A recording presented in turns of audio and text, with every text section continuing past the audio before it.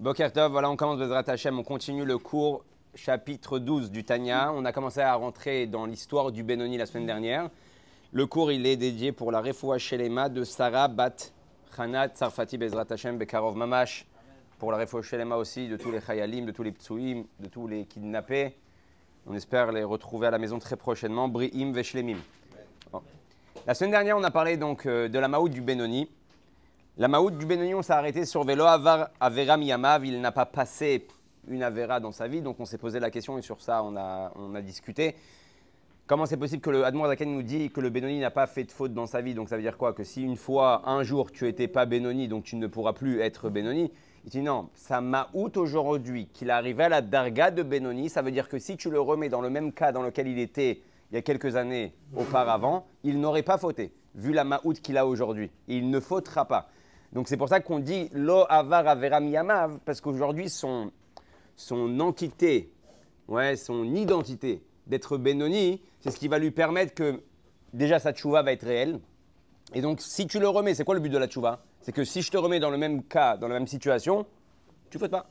Donc le Benoni qui est arrivé à cette darga-là, Lo Avar Avera Miyamav, pour Akadosh Baruch Hu, c'est considéré comme s'il n'avait jamais fauté. D'accord? Maintenant, on a dit aussi, c'est pareil pour le côté contraire, le rachat. Pourquoi le rachat, il est appelé rachat même au moment où il fait tchouva? Pourquoi? Parce qu'il a la capacité, la possibilité que même s'il a fait tchouva, alors oui, Dieu ne lui rappellera pas ni une faute ni une demi-faute, il y a écrit par rapport à ça. Mais pourquoi il a quand même ce titre-là? Parce que c'est possible qu'il puisse retomber. C'est pour ça que le Rav Hillel Miparich, qui était un grand chassid et qui était d'abord un admour, avant d'étudier le Tanya, il a dit je pensais être un tzaddik. Maintenant, Alevaï, Benoni. Ouais, j'espère être Benoni. Maintenant, j'ai compris c'est quoi le Benoni. Juste pour pas tomber dans le youch, parce que la semaine dernière, quand on a fini le cours, c'était hors caméra. Les gens, ils ont posé la question. Ah ouais, mais donc, quand on apprend ça, des fois, ça peut nous emmener à un certain youch. On peut baisser les bras, de se dire, attends, alors dans ce cas-là, le Benoni, c'est ce qu'on doit arriver à être Benoni. Mais tu as vu, c'est quoi le Benoni du Tanya? En fait, c'est le tzaddik qu'on a toujours eu dans la tête. Ouais. Donc, on se dit, comment c'est possible d'arriver à cette darga-là? Alors, tout simplement parce que l'Admor Zaken, il te le dit, ou sinon il ne serait pas cassé la tête à faire un livre qui lui a coûté la prison, et qui lui a failli lui coûter si la peine de mort.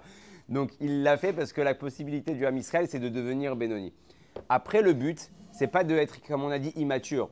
C'est comme un enfant. Un enfant, il est immature. Un enfant, quand tu lui dis, ah, si tu fais ci, si tu fais ça, ah, bah dans ce cas-là, dans ce cas-là, c'est trop dur, j'arrête tout. Non. Un adulte, il est censé dire, ok, d'accord, c'est dur, mais j'ai un but. Je dois arriver à une certaine. C'est comme dans un business, c'est comme dans un boulot. Dans la parnassa, quand tu veux arriver à un but, à un chiffre, tu dis pas « Oh là là, c'est encore lent, vas-y, laisse tomber ». Ou sinon, c'est que tu es un dépressif. Ouais. Quelqu'un qui a le courage et quelqu'un il a toute sa tête, il sait que c'est possible, donc il va faire tout en sorte pour arriver à ce chiffre d'affaires. D'accord? Là, il te dit « Veloachen ikra alav shem rasha filu sha'a achad verega echad kol yamav » et sur ça, on avait fini. « Ach maut ve'atzulut nefesh elokit » Shem Eser Prinotea Lola Em Levadam Amelucha Vamshala Be'ir Ktana. Et là, le Admour Azaken, il va nous dire comme ça que la seule différence en réalité qu'on va retrouver donc entre le tzaddik et le Benoni, c'est que le tzaddik, le Benoni a un contrôle total de ses livushim, mais n'a pas un contrôle total de ses kochot pnimim, de ses forces qui sont à l'intérieur, qui sont Eser kochot nefesh, qui sont le sechel et les midot. Là-bas, il n'a pas un contrôle. Là-bas, il a comme nous tous.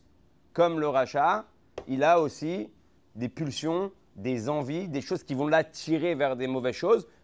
Mais dans l'extérieur, est-ce que Foal, ça va se faire, ça va se réaliser? Non. Comme on a dit, pensée, parole et action, il a un contrôle total. Donc sur ça, il gagne le combat. Mais à l'intérieur, le combat, il l'a aussi. C'est extraordinaire parce que ça veut dire qu'il va se battre toute sa vie. Kim beitim mezumanim como bishat kriyat shema ou tfila. Maintenant, le Admor Azaken, il va dire il y a un moment propice. Dans la journée du Benoni, dans notre journée à nous, c'est le moment de la tfila. Le moment de la tfila pendant la Hamida et pendant le Shema Israël, c'est pour ça que la tfila de Shacharit, elle est si longue par rapport à la tfila de Mincha et de Harvit. C'est un moment où ce qui s'appelle Shei Shat Mochin de Gadlut Lemala. Alors c'est quoi Shat Mochin de Gadlut? Je ne sais pas comment on peut traduire bien ça en français.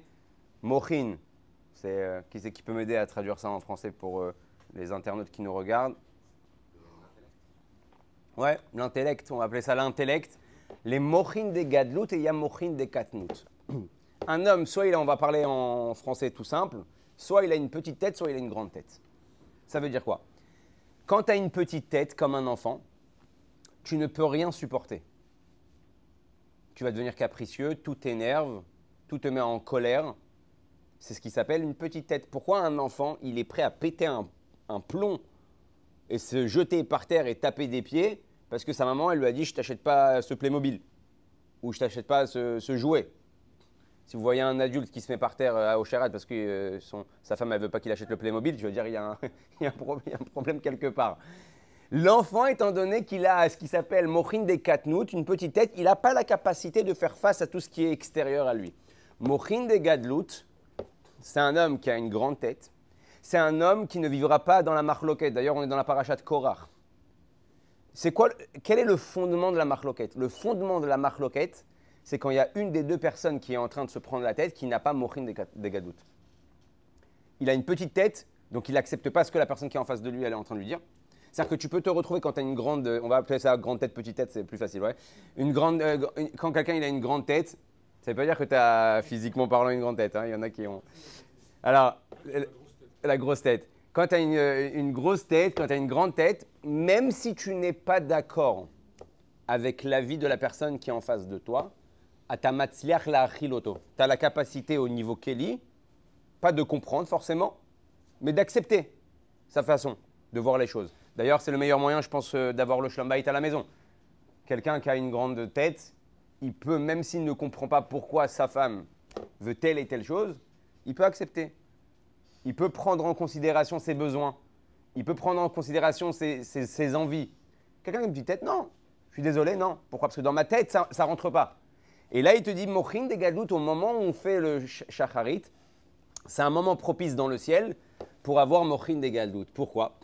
Parce que chez Dieu lui-même, on va retrouver les midot et on va retrouver aussi les mochin, chokhma binadat. Et le moment où chez Dieu se réveillent les mochin, c'est ce moment-là de shacharit. C'est pour ça que chez nous, c'est une réverbération. Chez nous, on peut ressentir aussi le mochin de gadlut. Donc, qu'est-ce qui va se passer chez toi? Si tu pries correctement, tu pries comme il faut, à ce moment-là, tu peux arriver à un niveau de tzaddik où ton yetzerara ne peut plus réagir. Parce que comme là-haut, la lumière qui va descendre, elle est beaucoup plus forte, beaucoup plus grande, ce qui fait grandir les ustensiles, ouais. Les ustensiles, les kelim. Ouais, il fait rentrer les réceptacles, il fait grandir les réceptacles. Alors en bas aussi, les réceptacles qui grandissent. C'est pour ça qu'on va voir que le Benoni, au moment de la Tfilat Shacharit, il est arrivé au même niveau que le Tzadik, où il n'y a plus les kochot apnimim et les forces de l'intérieur de son âme qui sont en train d'influencer pour essayer de l'emmener vers des ta'avot, ou l'emmener vers des plaisirs, ou l'emmener vers des averot, ou l'emmener vers des mauvaises choses. Et là, il dit comme ça. Mishesh lo mochin de galut lo mitragez. Ouais, ça c'est moi qui le rajoute par rapport au Sefer Atanya. C'est ce qu'on comprend. Quelqu'un qui a mochin de galut, il ne s'énerve pas. Tout simplement, pourquoi? Parce que, est-ce que c'est possible de dire, vous savez, il y a 2 jours, j'étais dans une rencontre, il y avait un rave et il a posé la question à une personne. Est-ce que tu as la Emouna?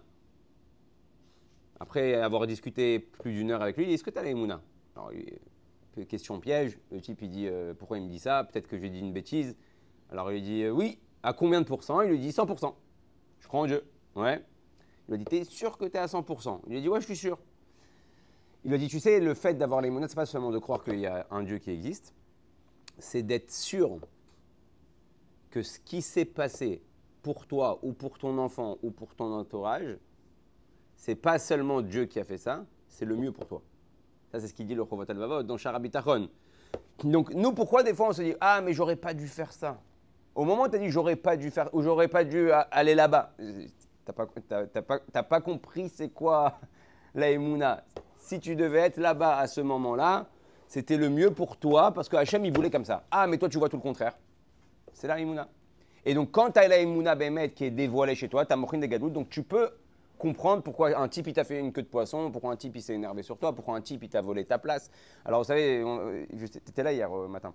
C'est une écoute très importante parce que hier, on m'a posé la question sur le même sujet. On m'a dit, mais attends 2 secondes. Aujourd'hui, tu deviens un pigeon, tu deviens un frayeur. Ouais. tu deviens un pigeon. Si tu es toujours en train de dire ah, Kol Mina Shamaim, bon, il m'a doublé, c'est pas grave, c'est Mina Shamaim. Ah, il m'a pris ma place, c'est Mina Shamaim. Tout est Mina Shamaim, tout vient de Dieu, j'ai la Imuna. Tu te fais écraser. Ouais. Alors, c'est quand que tu te fais écraser? Tu te fais écraser quand on a dit qu'il y a deux types de vitour. Il y a deux façons de renoncer à quelque chose. On peut renoncer mitor otzma ou mitor chulsha. On peut renoncer avec force ou on peut renoncer avec. On va couper la tête dans la vidéo. En plus, je parle de mort depuis tout à l'heure, je parle de grosses têtes, tout ça. Hein. Donc, il y a renoncer avec force et renoncer par faiblesse. C'est quoi renoncer avec force? Renoncer avec force, c'est quand je suis capable de renoncer, tout en sachant que si ça lui fait plaisir de crier, ou si ça lui fait plaisir de me doubler, ou si ça lui fait plaisir de. Okay. De toute façon, c'est Mina Shamaim. Akol et Tova, tu lui tapes la main, tu dis Akol Tovachi. Ouais, votre. Malgré hier que j'ai vu un micro un peu bizarre quand même, ça sortait un petit peu de la logique humaine. Je sors de Sherad, vous avez bien compris que je suis souvent au Sherad, et je sors de Sherad, et il y a un taxi qui se gare vraiment à la sortie du supermarché, donc les gens ils sont tous bloqués avec le caddie. Et tout le temps, ouais. Et en fait, le type qui sort avec le caddie, il dit gentiment, un peu fort, mais gentiment. Tu vois pas que tu déranges. S'il te plaît, avance ta voiture de 2-3 mètres, qu'on puisse descendre. On est tous bloqués avec les caddies. Et le taxi, d'un coup, il sort comme ça avec une fierté de taxi. Ouais. La route m'appartient. Il sort et il dit au type, tu vois la vieille dame sur la chaise roulante là? Ouais. Tu vois? Bah, je suis venu la chercher à elle. Alors si tu veux que je bouge plus loin et qu'elle galère un peu plus, il n'y a pas de problème. Il lui dit comme ça. Le type, il se retourne, il regarde la dame, il dit « Oh, slicha », il dit « Pardon ». « Atatsodek ». Normalement, l'histoire, elle est censée s'arrêter là, ouais. Je ne sais pas ce qu'il a eu le taxi. Il commence à lui rentrer dedans. il ne s'arrête pas, et il ne s'arrête pas, jusqu'à que l'autre, au bout d'un moment, il pète un câble. Il est avec sa femme. Il dit « Mais c'est bon, je te dis que tu as raison ». Et l'autre dit « Ouais, des gens comme toi, et des gens comme ci, et des trucs. » Et il ne s'arrête pas. Et moi, je suis avec le caddie, je dis oh là, ils sont tapés quand même, ils sont fatigués. Et ça ne s'arrêtait pas comme ça pendant au moins une bonne minute, jusqu'à que l'autre, il a tapé une crise. Après, tu les vois, les deux, ils sont à 2 km, ils s'insultent de loin. Maintenant, pourquoi je dis ça? Parce que logiquement, la logique, c'est que quand il a dit t'as raison, il était censé se calmer. Donc, on peut retrouver aussi un cas comme ça, mais c'est pas grave. Si tu as la bitachon et Mouna Bachem, tu sais. Et ça, c'est la force de l'Evater Mitor, ce qui s'appelle Otzma. C'est qui le meilleur exemple dans la Torah pour ça? C'est, on a dit, Rachel. Est-ce qu'il y a meilleur exemple que Rachel dans la Torah pour renoncer sans avoir les boules? Et comment on sait qu'elle n'a pas les boules? Parce que l'endroit où elle va renoncer, la chose la plus, je pense, importante, parce qu'il y a sa vie, c'est vrai, mais il y a après la vie, qui c'est encore plus long, ouais, ça fait plus de 3000 ans.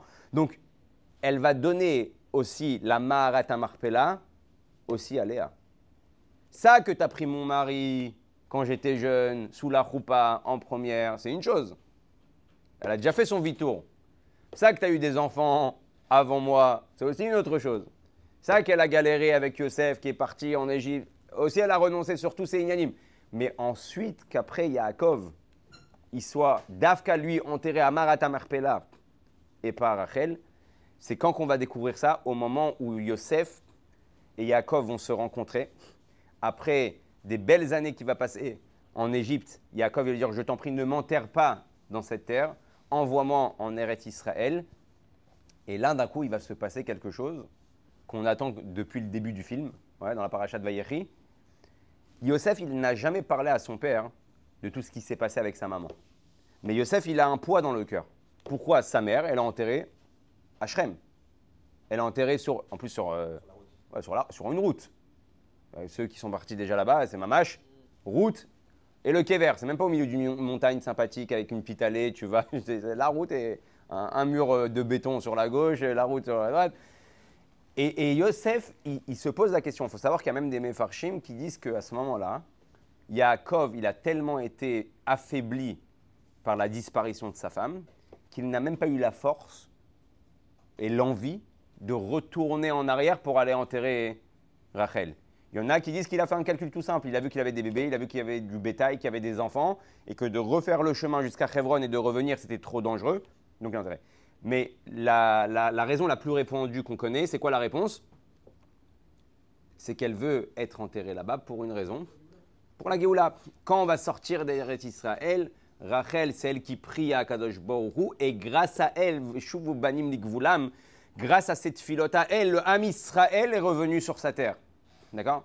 Maintenant, qu'est-ce qui se passe au moment de la rencontre entre lui et Yosef? Yosef dit, il dit, jusqu'à maintenant, j'ai rien dit.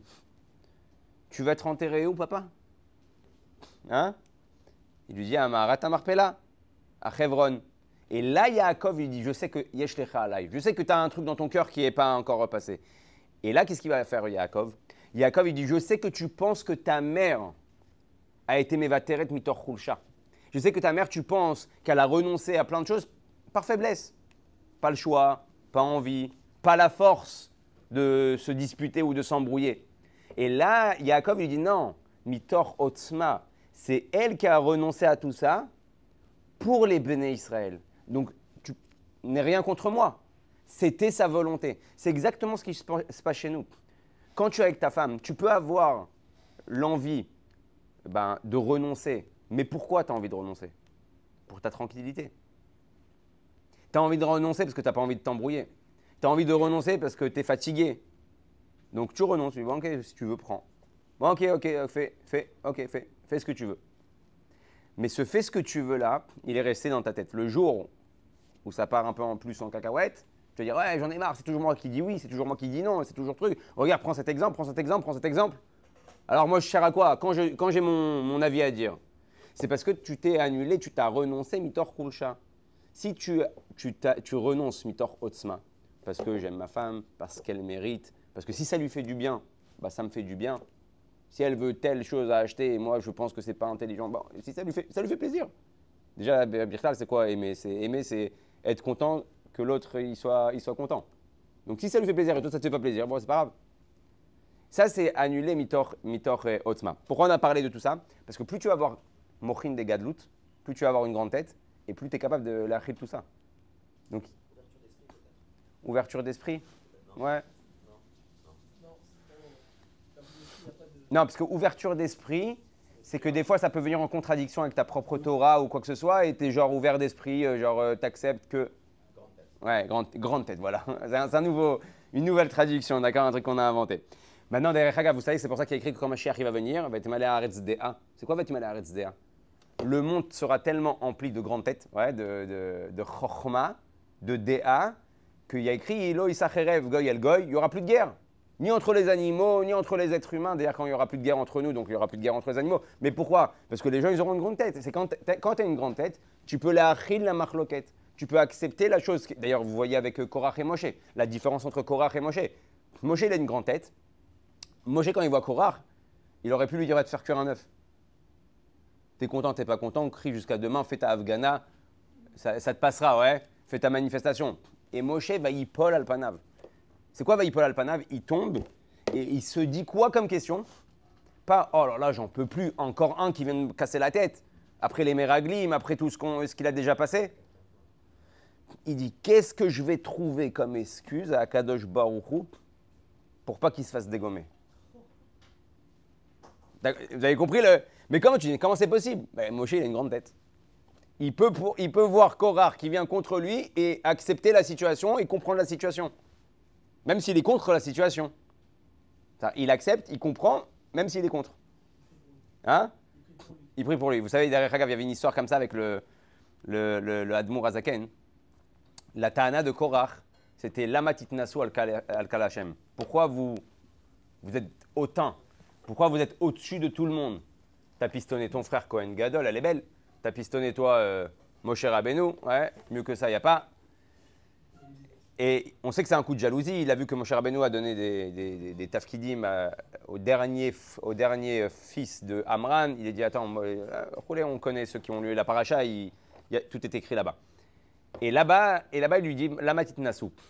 Le Admour Azaken, une fois, il était comme ça dans son bureau. Et il y a un religieux qui est rentré, par Chabad, Kamouvan, et qui lui a dit Lamatit Nasu. Ouais. Pourquoi vous, les chassidim, vous pensez que Baal Shem Tov, le truc, Lamatit Nasu, c'est quoi cette… Et d'un coup, là-bas, il y a écrit dans l'histoire qu'il y avait le Admor Emtsai, son fils au Admor Azaken. Et le Admor Azaken, il ne lui a pas répondu. Bah, il Paul Alpanav. Ouais, il a mis ses mains comme ça. Et pendant plusieurs minutes, il n'a pas répondu. Et l'autre, il continue à critiquer. Et ensuite seulement, le Admor Azaken, il lui a donné une réponse. Ouais. Le Admor Emtsai, il est venu, il a dit, papa, la réponse, elle était simple. Pourquoi tu ne lui as pas donné la réponse tout de suite? Il a dit, parce que étant donné que tout est Ashgacha pratique, donc quand il m'a dit ça, je voulais vérifier chez moi que Béhémet, il n'y ait pas Chaz de Shalom de Itnasut, que Otenri, ça se dit? Ouais, Autain, que j'ai pas. Hein? Alors je voulais être sûr avant de lui répondre qu'il n'y a pas ça chez moi. Une fois que j'ai vu qu'il n'y avait pas ça chez moi, je lui ai donné la réponse. Et le Admor Azaken, il fait un chidouche. Il sait exactement ce qui s'est passé avec Moshe. Quand Moshe, regardez comment il est grand et il est fort. Quand Korach, il vient le voir et qu'il lui dit Lama atamit nasé, pourquoi? Alors que c'est le Ben Adam, Anav Mikol Adam. C'est la personne qui s'appelle la personne la plus humble du monde. On vient quand même et on lui dit ouais, tu te la racontes. Tu as pris tous les rôles. Tu te la pètes, ouais, comme on dirait aujourd'hui. Moshe Rabbeinu, il écrit là-bas, le Admor Azaken, il dit pourquoi Vaïpol Alpanav? Pas seulement pour trouver une réponse de ce qu'il va demander à Dieu. C'est ce que Moshe, il a dit, s'il me dit ça, c'est que je dois faire un cheshbon nefesh. Je dois faire un cheshbon nefesh avant d'être sûr de pouvoir répondre à Korach. Est-ce que Béhémet, il n'y a pas chez moi ce nyan-là de la Gava? Donc Moshe Rabbeinu, imaginez-vous, qui est Achigadol Mikulam, qui est le Anav Mikol Adam, qui parle avec Dieu, qui fait que ce que Dieu lui demande. Pour ceux qui ont la question sur Parashat Shelach, pourquoi Moshe il a fait Aldat Atzmo de lui-même, si vous voulez, en privé, on parlera de ça, il y a une très belle sikha du Rabbi. Mais Bekitsour, Moshe Rabbeinu, il est capable de faire Cheshbon Nefesh. Mais Cheshbon Nefesh de quoi? C'est un ouf. Il est en train de faire une marloquette. Vous savez que la marloquette de Korach, elle était basée à la base sur quelque chose qui est véridique. C'est qu'on sait que le monde il a été créé sur le Midat Adin. Le monde n'a pas tenu, donc Dieu il a été Metzaref, Midat Rachamim, le Chesed, pour que le monde il puisse tenir. Mais il y a écrit quoi? Il y a écrit que quand Mashiach il va venir, le monde il va revenir à Midat Adin. Tout sera cadré. Barour, ouais. Ni Yamin ni Small. Ça n'existera plus la droite et la gauche. D'accord? Donc en réalité, Korach il vient, il dit 2 secondes. On sait que les Lévim dans la Kabbalah, c'est la Midat HaGvura. On sait que les Kohanim dans la Kabbalah, c'est la Midat HaChesed. Et en fait, il vient dire à Moshe 2 secondes. Toi comme moi, on veut arriver à la Géoula. Maintenant, tant que ton frère, il est là, Kohen Chesed, on est dans la galoute. Viens, on active le processus. Mais moi, Kohen Gadol, moi, je suis Gvura. Et on commence dès à présent le processus de la Géoula, de diriger le Bet Amikdash. Alpi Gvura, Alpi Din. Et c'est quoi la réponse de Moshe Rabbeinu? Moshe Rabbeinu dit moi aussi j'aurais aimé être Cohen. Le Rabbi il y a 2 secondes. C'est quoi moi aussi j'aurais aimé être Cohen? Dis, t'es fou. C'est quoi? Tu dis franchement, moi aussi j'ai des boules. Moi aussi peut-être ça aurait été pas mal d'être Cohen. Genre tu renforces sa marloquette. Et là Moshe Rabbeinu il veut lui expliquer moi aussi j'aurais aimé. Mais ce n'est pas maintenant la volonté de Dieu. La volonté de Dieu, oui, c'est que quand Mashiach viendra, il y aura l'union de Midat Adin. Mais maintenant, pendant la galoute, ce que le Ham Israël il a besoin, c'est Midat HaChesed. Et donc, comme il veut sauter en fait une étape, arriver tout de suite à la Géoula sans passer par ce système-là de la galoute, sa volonté, elle était bonne. Mais sa façon de faire n'était pas bonne. Au moment où Moshe Rabbeinu lui a expliqué c'est quoi Midat HaChesed, Midat HaGvura, il aurait dû déjà se calmer. Maintenant, juste pour finir, Vegam, je vois que on est. Ouais, Baruch Hashem. Vegam lemata ishat akosher lechol adam. Donc maintenant, on va voir chez Akadosh Baruch Hu, c'est quand qu'on va voir le lien de Midat et de Chesed et de Sechel. Il y a écrit quoi dans les Midot? Vous savez que quand Dieu a créé le monde, il a écrit Shechet Yamim. Ouais. C'est quoi Shechet Yamim? Les 6 jours de la création. C'est quoi les 6 jours de la création? C'est les 6 Midot. Chesed, Gvura, Tiferet, Netzach, Od, Yesod, Malchut. Malchut, c'est Shabbat, Shabbat, Malketa. Ok? Donc Dieu, il a créé le monde les 6 jours avec les 6 Midot. Mais il y a écrit quoi sur le Inyan de la Torah? Il y a écrit Kadma, Alpaim Shana, Kadma Torah, la Olam. 2000 ans avant, la Torah était déjà là. La Torah qui représente la Chokhmah de Dieu, qui représente Mochin de Gadlut. D'accord? Donc en réalité, il vient t'apprendre que quand dans ta tfila, tu prends ces lumières-là, tu as le contrôle total de tes midot. Parce que tu es en Mochin de Gadlut. Alpaim Shana, Kadma Torah, la Olam, sur le Shechet Yemei Bereshit, de la création du monde, qui sont Keneged de la création des Midot qui est à l'intérieur de toi. Ouais, c'est pour ça qu'on dit sur chaque personne que c'est un Olam Malé. Vous savez, Ad Kedekar, qui a une histoire, sur ça je vais finir parce que, bon, Hachem, ça passe vite le temps. Il y a une très belle histoire avec un chassid du Admour Azaken. Une fois, un chassid du Admour Azaken, il a dit le Aleph de la chassidout, il m'a sauvé la vie. C'était quoi sa kavana? Ce chassid-là, il a été envoyé en tant qu'espion dans l'armée de Napoléon. D'accord? À l'époque, le Admour Azaken aidait, même si les Russes étaient durs avec les Juifs, il aidait l'empereur de l'époque là-bas à se battre contre Napoléon. Pour une seule et bonne raison, c'est qu'il disait que Napoléon, il va assimiler les Juifs, tellement il va être bien avec eux, il va leur donner, il va leur offrir, il va rouler, que les Juifs vont s'assimiler, on risque de perdre la plupart des Juifs de France. Et qui disait que si les Russes y gagnent, peut-être que les Juifs ne seront pas en confort, mais au moins on sera protégé de l'assimilation. Au moins aussi contre qui on se bat. On ne fait pas croire qu'on nous aime. Donc, ce qu'il a fait le Admour Azaken, à l'époque, il a envoyé un espion dans l'armée française. Et il y a eu un plan, comment attaquer les Russes. Donc, comme un peu avec l'histoire de Eli Cohen du Mossad, le chassid, il a divulgué à l'armée russe par où les Français allaient attaquer. Les Russes, ils sont venus 2 jours avant, ils leur ont fait une embuscade et ils les ont défoncés. Quand Napoléon il a compris ça, il a pété un plomb. Il a dit c'est sûr qu'il y a une taupe auprès des commandants, tout ça. Il a fait une réunion et ce juif-là, chassid, qui était espion, il était là-bas dans cette réunion-là. Et Napoléon, il va se lever, il va mettre tout le monde debout, il va se mettre à hurler. Il va dire on sait qu'il y a un espion dans cette salle et on va le dévisager, ouais, démasquer, pardon. On va le démasquer. Et il passe devant tous les chayalim et devant tous les commandants. Et Napoléon, il s'arrête devant ce chassid-là, ce juif-là. Il le regarde dans les yeux et devant tout le monde, il lui dit « C'est toi !» Et au moment où il lui dit « C'est toi », Napoléon, il prend sa main et il lui met la main sur le cœur. Et le chassid, son cœur, tranquille, ouais, il n'y a rien qui se passe, ça ne bouge pas plus vite, il n'est pas excité, il ne transpire pas, il n'est pas « Non, non, c'est pas moi ». Il regarde, je ne sais pas de quoi vous parlez. Et il sort de la salle, en colère, furieux. Il comprend qu'il n'a pas réussi à démasquer la personne. Et quand il est venu, il a raconté cette histoire-là, il a dit le Aleph de la Chassidoute. C'est quoi le Aleph de la Chassidoute? C'est Moar Shalit al Alev. Quand ta tête a la capacité de prendre le contrôle de ton cœur. Et il dit c'est ça qui m'a sauvé la vie. Parce que comme ma tête était assez forte pour prendre le contrôle de mes sentiments, il n'y a rien qui est sorti à l'extérieur, hein, ni sur ma colère, ni sur ma peur, ni sur mes inquiétudes. Et quand on arrive à cette darga-là, alors Bémet, non seulement on vit avec Hachem, le moment de la tfila, c'est le moment Sula, Mutsa, Vartsa, Veroshom, Agia, Hashamaima, on se rapproche de Dieu. Quand on se rapproche de Dieu, c'est comme un avion, d'accord? Quand on est en bas sur le tarmac, le monde nous paraît grand. Quand on est en haut, d'un coup, le monde il nous paraît tout petit.